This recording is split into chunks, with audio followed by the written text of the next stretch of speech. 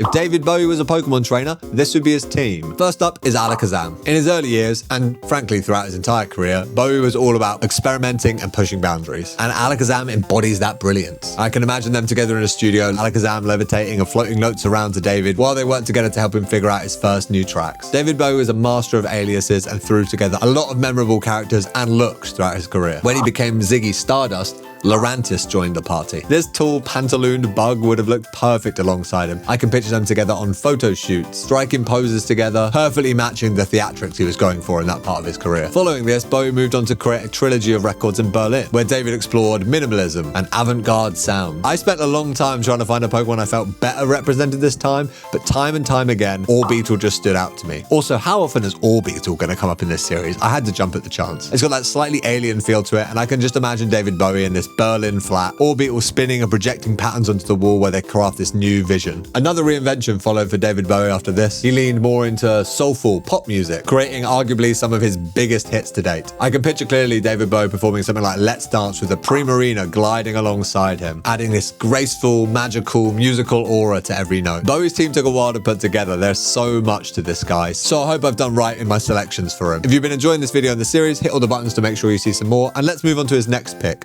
Togekiss. It's got this whimsical, timeless charm, but to me it's such a classic Pokemon it really ties together his entire career. And last of all, his ace. How do you pick one defining Pokemon for David Bowie? Well, first of all, you look to the legendaries, something radiant and otherworldly, and that's how I landed on Lunala. His music, his style, his various personas, and the lasting impact he left on the world, to me all tie perfectly into this gorgeous, glowing moonbat. I can imagine this legendary Pokemon being right by his side to the bitter end, perhaps even carrying him on to whatever's next. What a legend and what a team.